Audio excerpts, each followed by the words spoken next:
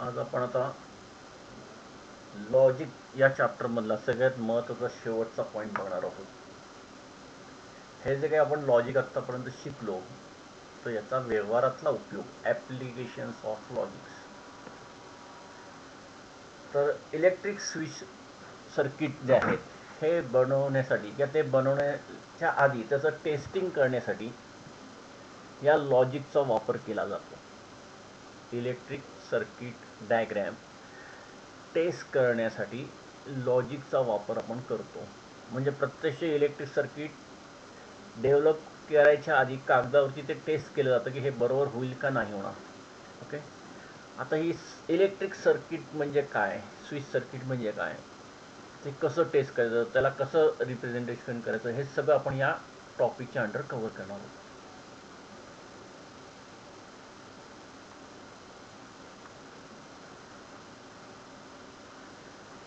आता हे जे काही सर्किट डायग्रॅम आहे,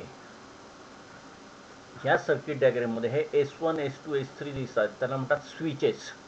इलेक्ट्रिक सर्किटमध्ये इलेक्ट्रिक कुठलंही उपकरण असेल तर त्याला इलेक्ट्रिक सप्लाय दिला जातो. हा इलेक्ट्रिक सप्लाय जो आहे हा कंट्रोल करण्यासाठी स्विचेस दिले जातात. ओके, हे इलेक्ट्रिक सर्किट डायग्रॅममध्ये स्विचेस असतात की जे कंट्रोल करतात या सगळ्या प्रोसेसला. तर अशी इलेक्ट्रिक सर्किट डायग्रॅम की ज्यामध्ये स्विचेस वापरले असतात त्याला म्हणतो आपण इलेक्ट्रिक स्विच सर्किट डायग्रॅम. आता हे एस म्हणजे स्विच, या अर्थाने एस हे कॅरेक्टर वापरले आहे डायग्रॅममध्ये. तर एकूण 3 स्विचेस वापरले, बरोबर. Switch S1, switch S2, switch S3. लॉजिकच्या भाषेत या प्रत्येक स्विचला आपण एक स्टेटमेंट म्हणून विचारात घेणार आहोत. इथे P हे Q स्टेटमेंट आणि हे R स्टेटमेंट, बरोबर. इलेक्ट्रिक सर्किट डायग्रॅममध्ये जेवढे स्विचेस वापरले असतील त्या प्रत्येक एका स्विचला आपण एक स्टेटमेंट म्हणून विचारात घेणार आहोत आणि ते स्टेटमेंट जे आहे ते आपल्या दृष्टीने लॉजिकचं काम करणार आहे. आता ही सर्किट डायग्रॅम जी आहे ह्याच्यामध्ये स्विचेस कसे एकमेकांना जोडलेत ते महत्त्वाचं आहे. हा S1 स्विच जो आहे तो आणि हे दोन स्विचेस एकमेकांना सिरीजमध्ये जोडलेत, एका पुढे एक, त्याचा अर्थ सिरीज. S2 आणि S3 हे दोन स्विचेस आहेत ते एकमेकांना सिरीजमध्ये जोडलेत. पण S1 आणि हा ग्रुप एकमेकांना पॅरलल आहे. स्विचेस एक तर पॅरलली जोडले जातात किंवा सिरीजमध्ये जोडले जातात. when switches are in series we use and symbol between them.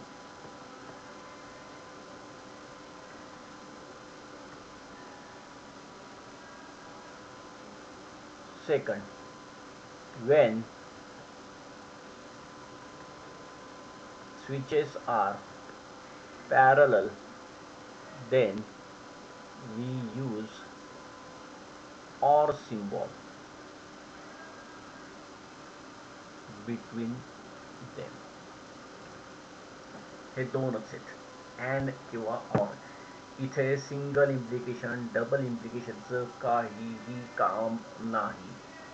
म्हणून मागच्या टॉपिकमध्ये आपण बघितलं सिंगल इम्प्लिकेशनला ऑरमध्ये कसं कन्वर्ट करायचं, डबल इम्प्लिकेशनला ऑरमध्ये कसं कन्वर्ट करायचं. त्यामागचं कारण हे की हे लॉजिक आपल्याला स्विच सर्किट डायग्राममध्ये वापरायचं आहे. क्लिअर. आता बघा मी हे स्विच सर्किट जे आहे हे मी स्टेटमेंटच्या सिम्बॉलिक फॉर्ममध्ये कसं लिहितो. पहिल्यांदा S1 म्हणजे माझं काय आहे, स्टेटमेंट P. हे या दोघांना कशात जोडलं गेलं आहे, पॅरलल, म्हणून इथे मी काय करणार, ऑर. पण हे दोघं S2 आणि S3 मात्र एकमेकांना कसे सिरीजमध्ये, एका पुढे एक, म्हणून इथे करणार Q अँड झालं. स्विच सर्किट डायग्रामचं आपण लॉजिकच्या स्टेटमेंटमध्ये कन्व्हर्जन केलं. इथे दोनच गोष्टी लागतात. Wien switches are in series use and operator, when switches are in parallel use or operator. Okay, तिसरा सिंगल इम्प्लिकेशन, चौथा डबल इम्प्लिकेशन इथे वापरता येत नाही. क्लिअर? यस और नो लिहून घ्या. हे लिहून घ्या. आधी आपण PQR म्हणजे काय हे डिक्लेअर केलं आणि नंतर त्या डायग्राम मधलं PQR चं कनेक्शन केलं, आयदर अँड मध्ये किंवा ऑर मध्ये. अँड वापरला ज्यावेळेस जे दोन स्विचेस सिरीज मध्ये असतात, एका पुढे एक, आणि ज्यावेळेस दोन स्विचेस एका खालोखाल एक असतात त्याला म्हणतो आपण पॅरलल, त्यावेळेस तिथे ऑर वापरतो आपण. क्लिअर? ओके. अजून एक डायग्राम बघू आता.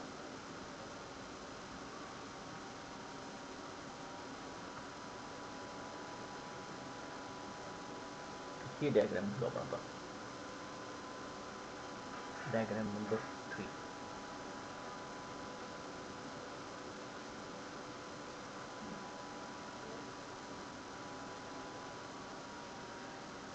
आता या डायग्राम मध्ये अजून काही दोन गोष्टी आहेत, त्याही समजून घ्या काय आहेत. हा जो आहे ह्याला म्हणतो आपण लॅम्प, दिवा. हे जे आहे ह्याला आपण म्हणतो बॅटरी. ओके. आणि हे ॲरो दाखवतात म्हणजे फ्लो ऑफ करंट, बरोबर. हे बॅटरीचं निगेटिव्ह टर्मिनल लहान असतं ते, आणि मोठं असतं ते पॉझिटिव्ह. ओके. लॅम्प हा नेहमी निगेटिव्ह टर्मिनलला जोडतात अलीकडे. आता इथे आपल्याला पहिल्यांदा स्विच स्टेटमेंटचं डिक्लेरेशन करायचं आहे. पी स्टेटमेंट म्हणजे काय? स्विच S1 आहे का? S1 आहे. आता इथे क्यू म्हणजे काय होईल? Switch S2. पण आता इथे काही या ठिकाणी बघा S2 च्या डोक्यावरती डॅश वापरला, S2 च्या डोक्यावरती डॅश वापरला. ह्याचा अर्थ काय ते समजून घ्या. ह्याचा अर्थ निगेशन क्यू. डोक्यावरती डॅश असेल स्विचच्या तर त्याचा अर्थ निगेशन. अजून काय बघा, S3 पण वापरलाय, बरोबर, आणि S3 चा डॅश पण वापरलाय म्हणजे आर. आर म्हणजे काय? Switch S3. आणि निगेशन आर म्हणजे काय? S3 च्या वरती डोक्यावरती डॅश. क्लिअर? आता या डायग्रॅमचं, या संपूर्ण स्विच डायग्रॅमचं आपल्याला रिप्रेझेंटेशन करायचं आहे स्टेटमेंटच्या सिम्बॉलिक फॉर्ममध्ये. वरून खालती लेफ्ट कडनं राईट कडे जायचं. वाचताना नेहमी आपण कसं करतो, लेफ्ट कडनं राईट कडे आणि वरून खालती येतो ना, बरोबर. सेम टेक्निक इथे वापरायचं म्हणजे काही गोंधळ होत नाही. बघा सुरुवातीला कोण आहे? S1 म्हणजे माझ्या कोण आहे? P आहे. पण त्याच्या पुढे सिरीजमध्ये, कारण शेजारीचे जोडला गेलेला आहे अँड. पण आता हे दोन जे आहेत S2 डॅश आणि S3 हे एकमेकांना मात्र कसे आहेत? बोला. हे S2 डॅश आणि हा S3 हे दोघं जण पॅरलल. म्हणजे S2 डॅश साठी आपण काय सिम्बॉल वापरणार आहोत? Negation Q. पॅरलल साठी ऑर. कोणाला आहे तो पॅरलल? S3 ला म्हणजे आर ला, बरोबर. आणि हा सगळा जो पार्ट आहे, हा सगळा वरचा पार्ट जो आहे हा या दोघांना समांतर आहे, पॅरलल आहे. या सगळ्याला मी स्क्वेअर ब्रॅकेट टाकणार. याला पॅरलल कोण आहे? तर S2 डॅश म्हणजे निगेशन क्यू. निगेशन क्यूच्या पुढे लगेच जोडून S3 डॅश आहे म्हणजे अँड जोडून S3 डॅश म्हणजे negation R. This is the symbolic representation of the switch diagram. एका वाक्यामध्ये, एका लाईनीमध्ये अख्खं एंटायर सर्किट आपण कव्हर केलं. लक्षात आलं का लागतं ते लॉजिक? हे जर इलेक्ट्रिकल इन्स्ट्रुमेंट असेल तर हे सगळे स्विचेस टेस्ट करायचे असेल तर ते सगळं खोलावं लागेल. ते सगळे स्विचेस बरोबर आहेत की नाही त्यासाठी त्याला करंट पास करावं लागेल आणि मग लॅम्प लावून बघायचं प्रत्येक ठिकाणी की बाबा हे स्विच चांगला आहे की नाही. हेच तुम्ही लॉजिकच्या साहाय्याने सुद्धा बघू शकता. त्यासाठी कुठेही तुम्हाला ॲक्च्युअल स्विच सर्किट डायग्रामची गरज नाही, तुम्ही ते पेपरवरती टेस्ट करू शकता. आणि जर का लॉजिकच्या साहाय्याने जर ते ओके असेल तर मग खरं स्विच डायग्राम तयार करायला हरकत नाही. क्लिअर? समजलंय? हे पण लिहून घ्या, कारण पण ह्याच्यामध्ये आपण निगेशन कसं वापरायचं ते लिहिलेलं आहे. ज्या ज्यावेळी स्विचच्या डोक्यावरती डॅश असतो त्यावेळी त्या स्विचचं त्या स्टेटमेंटचं निगेशन घ्यायचं.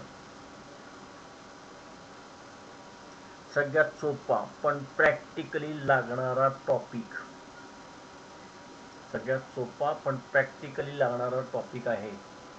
तर ह्याच्याशिवाय तुम्ही इलेक्ट्रॉनिक्समध्ये इलेक्ट्रिकल इन्स्ट्रुमेंट तयार करण्यामध्ये जाऊ शकत नाही. हे लॉजिकचं टेस्टिंग तुम्हाला यायलाच पाहिजे.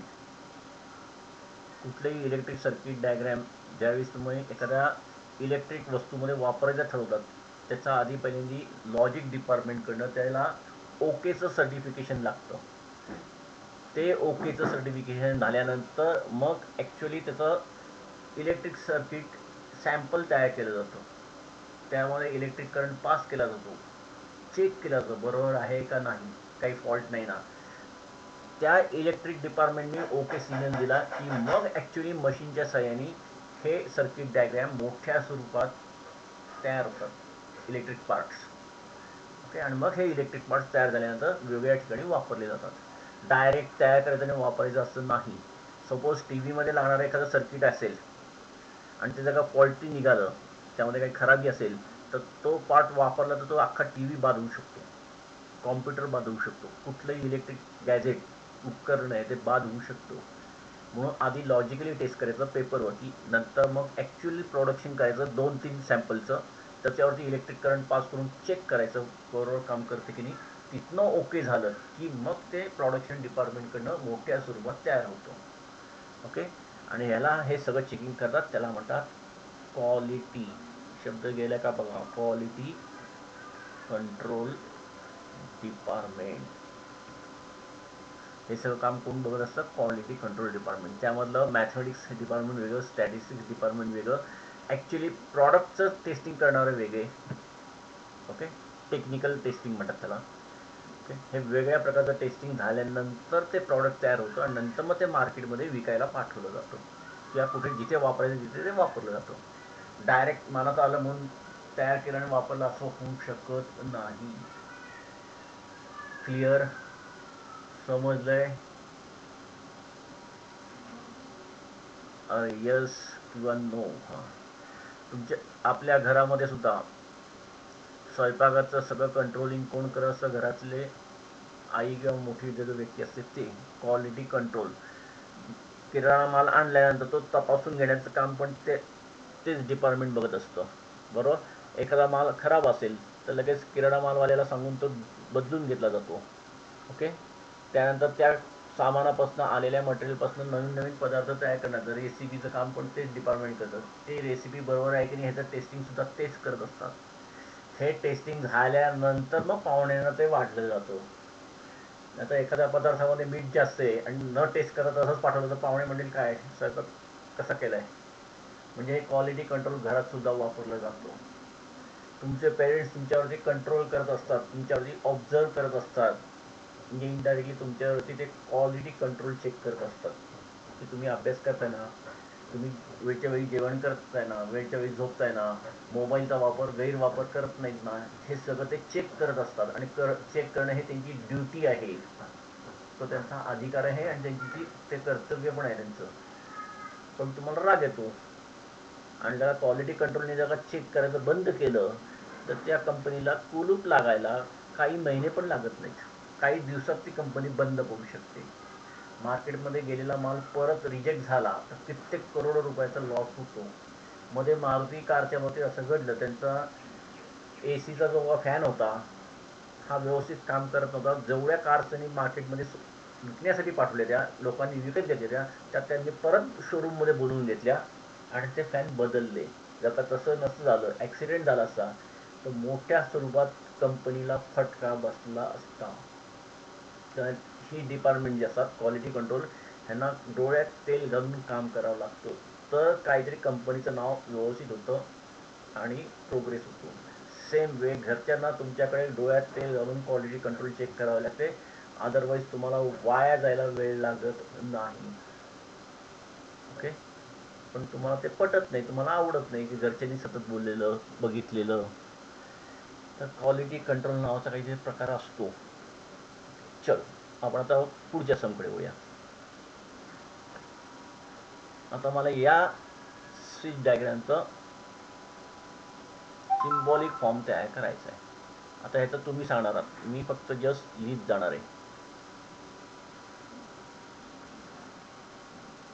बोला. आधी पहिल्यांदा स्विचेसचं डिक्लेरेशन, स्टेटमेंटचं डिक्लेरेशन. पी म्हणजे काय?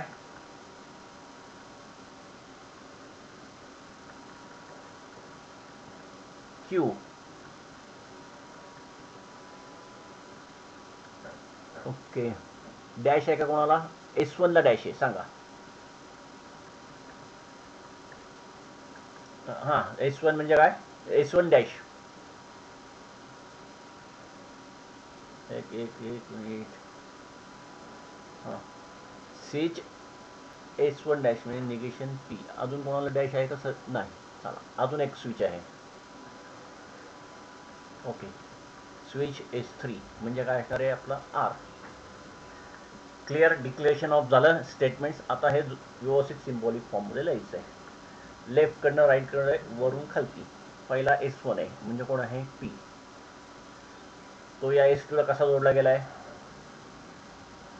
S1 आणि S2 एकमेकांना कसे आहेत? म्हणजे आता इथे काय वापरू मी? कुठला सिम्बॉल वापरू इथे? और.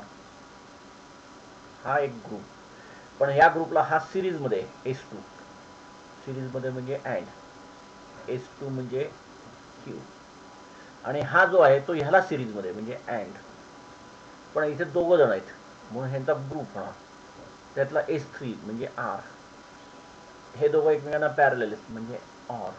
आणि निगेशन P. झालं. स्विचिंग सर्किट डायग्रामचं सिम्बॉलिक रिप्रेझेंटेशन झालं सुद्धा. झालं. 1-2 मार्काचं जे काय असेल ते तुम्हाला मिळाले. एवढं सिम्पल टेक्निक.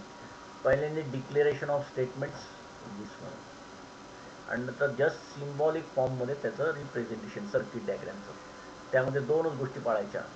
सिरीजमध्ये जोडले असतील, एका पुढे एक जोडले असतील तर अँड वापरायचा, एका खालोखाल एक जोडले गेले असतील तर ऑर वापरायचे. बास. या बाकी काही याच्यामध्ये तिसरं वापरत नाही. निगेशन, सिंगल इम्प्लिकेशन, डबल इम्प्लिकेशनचा कुठेही इथे पार्ट येत नाही. म्हणून आपण काल शिकलोय how to convert single implication into or, as well as how to convert double implication into OR function, OR operator. Clear. त्याच्या मागचं कारण हे आहे. समजतंय? हॅलो. ओके. पुढे आता याच्यामध्ये दुसरा एक प्रकार असतो, तो म्हणजे तुम्हाला डायग्रामवरनं तुम्ही आता सिम्बॉलिक स्टेटमेंट लिहिलं. ओके. आता ही एक डायग्राम घेऊ. चला, ही एक डायग्राम पण घेऊ. का ही घ्यायची? कुठली घ्यायची सांगा? 5वी घ्यायची का 6वी घ्यायची? अरे बोला लवकर, फास्ट. 5वी का 6वी? 5वी.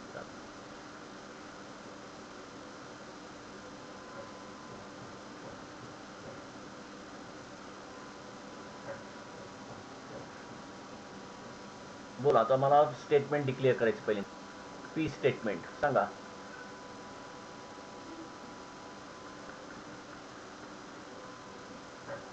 पुढे S1 डॅश पण आहे.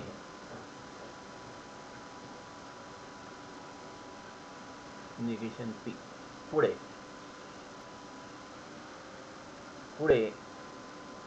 S2 आहे का? S2 आहे, सांगा. S2 ला काय वापरणार? आणि S2 डॅश आहे का कुठे वापरलेला आहे? S2 डॅश पण वापरलाय. Negation Q.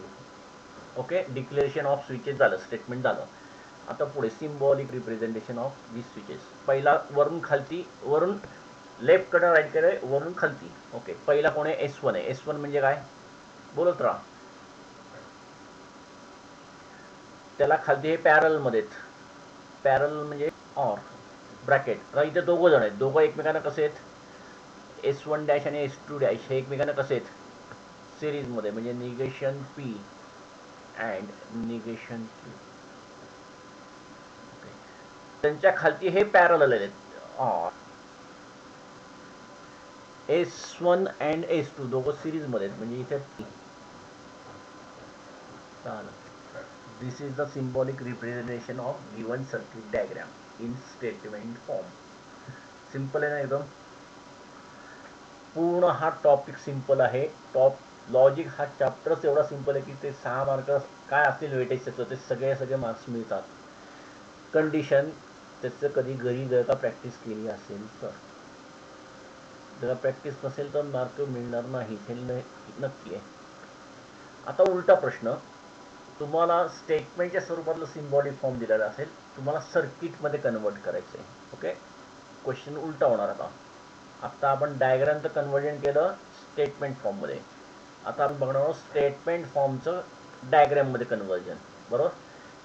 Construct the switching circuit of the following. एकूण आपल्याकडे 6 दिलेले आहेत. ओके, कुठल्यानी सुरू करायचं, पहिलं कुठलं घ्यायचं. क्वेश्चन नंबर 2 मध्ये 6 सब क्वेश्चन्स आहेत डायग्राम तयार करण्यासाठी. कुठलं घ्यायचं.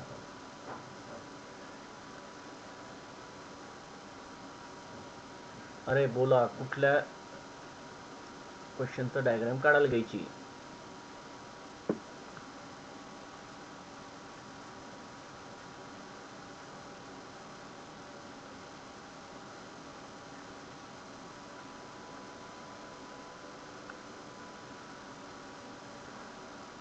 पहिल्यांदा स्विचेसचं डिक्लेरेशन. पी म्हणजे काय, स्विच S1. निगेशन पी आहे, negation P switch S1 dash. Q आहे, Q switch S2. Negation Q पण आहे, स्विच S2 डॅश. क्लिअर. आता डायग्राम लेफ्ट कडनं राईट कडे आपल्याला जायचं आहे. पहिला कोण आहे, पी आहे, म्हणजे इथे S1 झाला, तो सिरीजमध्ये जोडला गेला क्यूला. ओके, हा क्यू म्हणजे S2. हे दोघं, हा ग्रुप जो आहे हा या पुढच्या ग्रुप बरोबर कशात जोडला गेलाय बघा. या दोघांच्या मध्ये काय आहे, म्हणजे आता पॅरलल जाणार आपण. पॅरल. पहिला कोण आहे, negation P. Okay, negation P. Negation P म्हणजे काय, S1 डॅश. आणि या निगेशन पीला हा सुद्धा पॅरलच आहे, कारण खालती ऑर नाही जोड.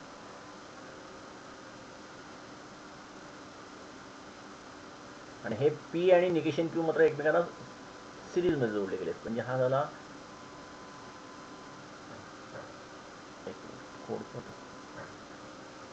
हा पी म्हणजे काय झाला, S1. आणि हा निगेशन क्यू म्हणजे S2 डॅश. ही आपली सर्किट डायग्राम तयार झाली.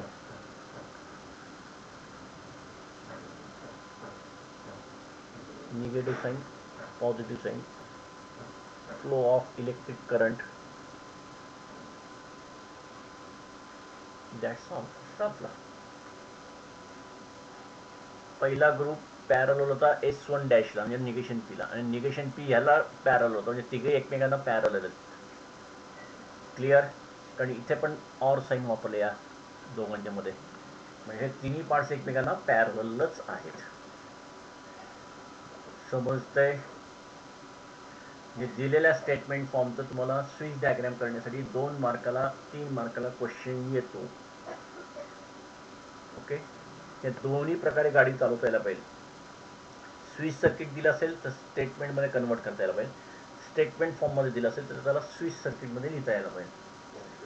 समजलंय दोन्ही. ओके, पुढे अजून एक बघू आपण. बोला, अजून कुठलं घ्यायचं. क्वेश्चन नंबर 2 बोला.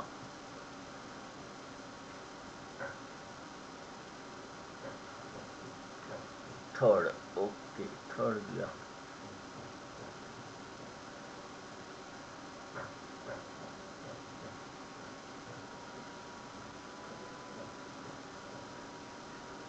एवढ्या उशिरा कोण आलं.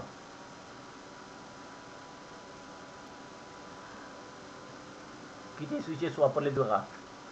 स्टेटमेंट कुठली कुठली आहेत. पी आलाय, निगेशन पी आलाय, क्यू आलाय, निगेशन क्यू आहे, आर आहे, निगेशन आर आहे. सांगा पहिलं स्टेटमेंट. P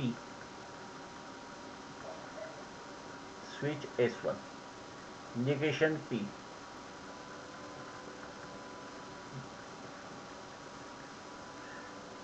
नंतर Q आहे का? नाही, Q नाही, डायरेक्ट निगेशन Q आहे. पण निगेशन Q लिहू. सांगा काय लिहिलंय? R स्विच S3 आणि negation R switch S3 dash. Declaration of switches झालं. आता लेफ्ट टू राईट एक एक आपल्याला गोष्ट करायला जायचं आहे. पहिला ग्रुप हा आहे, पण त्यातले P आणि R एकमेकांना सिरीज मध्ये आहेत, कारण अँड आहे. म्हणजे हा काय होईल S1 आणि हा R त्याला सिरीज मध्ये जोडला गेला आहे S3. पण या ग्रुपला हा ग्रुप कसा जोडला गेला आहे? कुठल्या याने जोडला गेला आहे? ऑर नी. म्हणजे याच्या खालती पॅरलल असणार आहे, बरोबर? पॅरलल. आता हा काय होईल? Negation Q. निगेशन Q म्हणजे S2 डॅश. हा त्याला सिरीज मध्ये, कोण? निगेशन R म्हणजे हा S3 डॅश. हा याला पॅरलल, बरोबर? पण हा पुढचा ग्रुप ह्याला सिरीज मध्ये, बरोबर आहे का? इथे ब्रॅकेट, एक मिनिट, इथे त्यांनी काय केलं म्हणजे प्रिंटिंग मिस्टेक झाली त्यांच्याकडनं. इथे स्क्वेअर ब्रॅकेट पाहिजे, इथे स्क्वेअर ब्रॅकेट एंड केला, पण इथे स्क्वेअर ब्रॅकेट स्टार्ट करायचं राहिलं त्यांचा. या सगळ्याला मिळून सिरीज मध्ये इथे हा जोडला गेला आहे, बरोबर? आणि हे दोघं एकमेकांना काय आहेत? सिरीज मध्ये आहेत. म्हणजे हा होईल निगेशन P म्हणजे S1 डॅश, आणि हा याला सिरीज मध्ये जोडला गेला आहे. हा झाला S3 डॅश. सगळे स्विचेस क्लिअर करून झाले.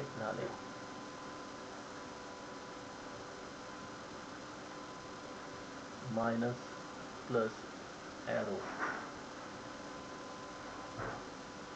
इथे टेक्स्टबुकमध्ये त्यांच्याकडनं एक मिस्टेक झाली, इथे स्क्वेअर ब्रॅकेट ओपन करायचं राहिलं, त्यामुळे हा सगळा मिळून एक ग्रुप आहे आणि या ग्रुपला हे कनेक्ट झालंय सिरीजमध्ये. या सगळ्या ग्रुपला हा सिरीजमधला पार्ट आहे. समजलंय? समजलंय का?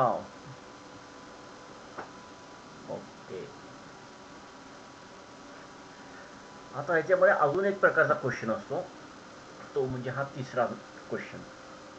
Give an alternative equivalent simple circuit for the following circuits. आता याचा अर्थ काय? दिलेल्या सर्किट्समध्ये जेवढे स्विचेस आहेत, नंबर ऑफ स्विचेस, त्यापेक्षा कमी स्विचेसमध्ये हेच सर्किट तयार करा. हेच सर्किट इक्विव्हॅलेंट सर्किट तयार करा, पण काय करा? सिम्प्लिफाय करा. सिम्प्लिफाय म्हणजे नंबर ऑफ स्विचेस कमी करा. ओके. तर हा क्वेश्चन 3 मार्काला खूप वेळा आलेला आहे. Okay. Simplify the circuit diagram. Okay. आता बघू आपण, एक काम करू, जरा मोठं घेऊया, जास्त क्लिअर होईल तुम्हाला.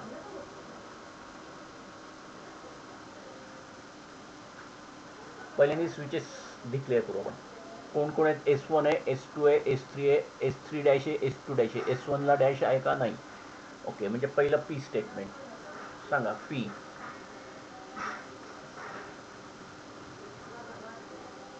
Q negation Q,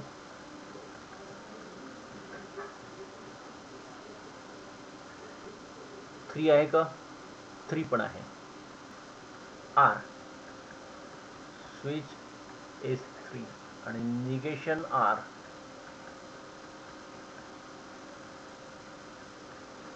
clear. आता सिम्बॉलिक फॉर्म मध्ये लिहायचं. पहिला S1 म्हणजे काय आहे? P अँड, कारण सिरीज मध्ये जोडले गेले, पण हे दोघं पुढचे जे आहेत ते एकमेकांना पॅरल आहेत. कोण आहेत? S2 आणि S3. S2 म्हणजे Q और S3 म्हणजे R, बरोबर?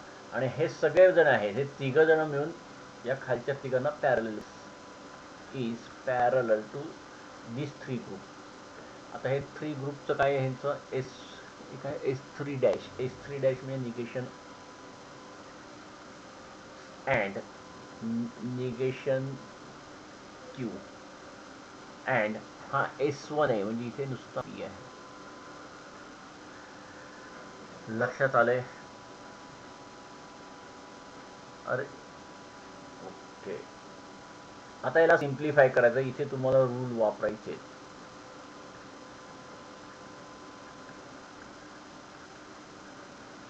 आता बघा, या दोघांमध्ये negation R and negation Q ह्याच्यामध्ये कॉमन काय आहे? काय दिसते कॉमन? ब्रॅकेटच्या बाहेर घेतलं, आतमध्ये राहील आर. निगेशन बाहेर जाताना किंवा आत येताना हे साईन मधलं साईन उलट होतं, ऑर क्यू अँड पी तसाच. बरोबर आहे? अरे यस और नो? आता बघा, या दोन ब्रॅकेटमध्ये कॉमन काय आहे? हे इथे हा पी अँड मी सुरुवातीला पण लिहू शकतो बरं का. पी अँड हा सुरुवातीला लिहू शकतो, काही फरक पडत नाही. +5 काय किंवा 5 + 3 दोन्हीचा अर्थ एकच आहे. तसं इथे negation of this bracket and P म्हटलं काय, किंवा P and negation of this bracket दोन्हीचा अर्थ एकच आहे.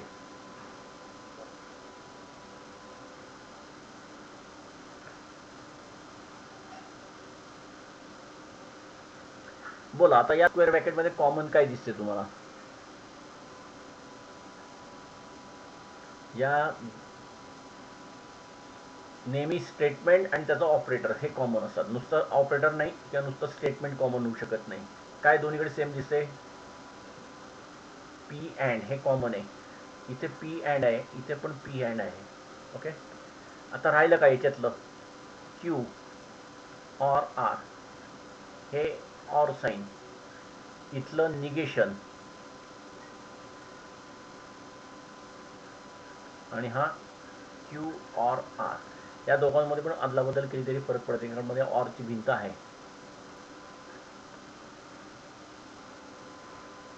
आता मला लॉजिकली सांगायचं याचं उत्तर काय येईल या स्क्वेअर ब्रॅकेटचं. क्यू ऑर आर, सपोज या ब्रॅकेटची व्हॅल्यू टी आहे. क्यू ऑर आरची व्हॅल्यू काय आहे? टी आहे. तर या निगेशनमुळे काय होईल? या ब्रॅकेटची व्हॅल्यू काय येईल इथल्या पार्टची? परत एकदा मी सांगतोय, क्यू ऑर आरचं उत्तर जर का टी असेल तर या part negation of Q or आरचं उत्तर काय असेल? F. T or F, T or F, T म्हणजे उत्तर क्यू ऑर आरचं जे आपण धरलं होतं ते आलं. पण जर का क्यू ऑर आरचं उत्तर एफ असेल, या पहिल्या ब्रॅकेटचं उत्तर एफ असेल, तर हा टी होणार. बरोबर आहे? हा काय होणार? दुसरा टी होणार. एफ ऑर टी, टी म्हणजे आन्सर नेहमी टीच राहणार. मग या क्यू ऑर आरचं उत्तर एफ असो किंवा टी असो, या दोघांचं मिळून आन्सर नेहमी टीच राहणार, म्हणजे पी अँड टी. आता इथे फायनल बघा, आता या दोघांवर कसं करायचं ते. सपोज पी ची व्हॅल्यू टी आहे, पी ची व्हॅल्यू टी आहे, तर T and T, T and T, T म्हणजे पीचीच व्हॅल्यू आली. सपोज पी एफ आहे, सपोज पी एफ आहे, एफ अँड टी, एफ म्हणजे परत उत्तर पीच्या व्हॅल्यू एवढं झालं, म्हणजे ह्याचा आन्सर नेहमी पी एवढंच होणार. थोडक्यात या सर्किट डायग्राममध्ये एवढ्या स्विचेसची गरजच नाहीये. ओके, वेस्ट ऑफ मनी. फक्त हे सर्किट डायग्राम एका स्विचनी चालतंय, S1, दॅट्स ऑल, संपलं. ह्याला बाकीच्या स्विचेसची गरज नाही. एवढे स्विचेस कमी झाले.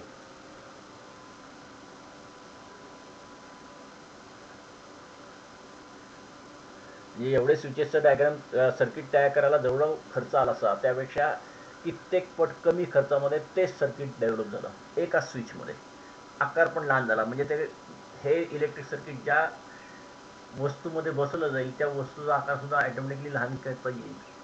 म्हणजे प्रोडक्शन कॉस्ट कमी, साईज कमी, वजन कमी, सगळंच कमी. ओके, वापरायला सोपं. म्हणून इथे आपल्याला सिम्प्लिफिकेशन करावं लागतं. अननेसेसरी जेवढे स्विचेस जास्त वापरले ते सगळे काढून टाकायचे, की सर्किट लहान होतं, त्याची किंमत पण कमी होते, कॉस्टिंग पण कमी होतं आणि वापरायला सोपं होतं.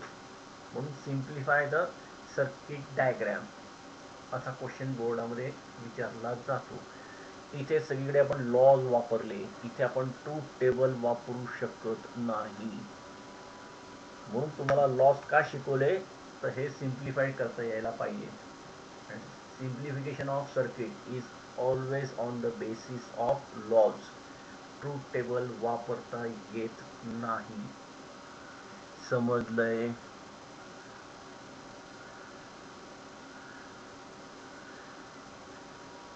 अजून एखादं सिम्प्लिफिकेशनचं घेऊ आपण.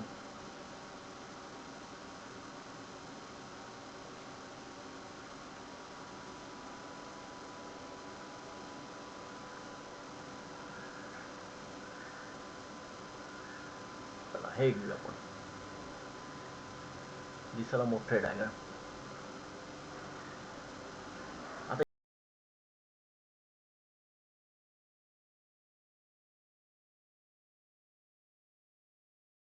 लिहून टाकणार ते इथेच डिक्लेअर करत नाही.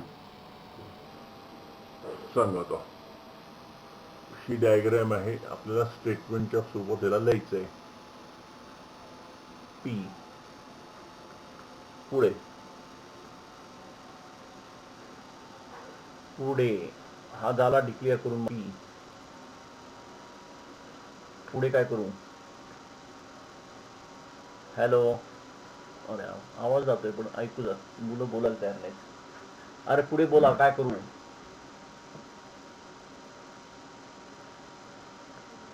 और पुढे पुढे काय तो एस डायग्राम जरा एक जस्ट मिनिट मी जरा ही डायग्राम मोठी करतो पण काही गोष्टी दिसत नाहीत मला. काय येते S2 डॅश म्हणजे निगेशन. S2 का S1 आहे? S1 आहे म्हणजे निगेशन P. पुढे पुढे अँड निगेशन Q. तिसऱ्या पार्टला हा काय आहे? पॅरल आहे म्हणजे इथे परत ऑरने जोडायचं. S1 म्हणजे P and Q. This is our clear. Are yes or no? तर आता आपल्याला याला सिम्प्लिफाय करायचं आहे. और ओके तर इथे मी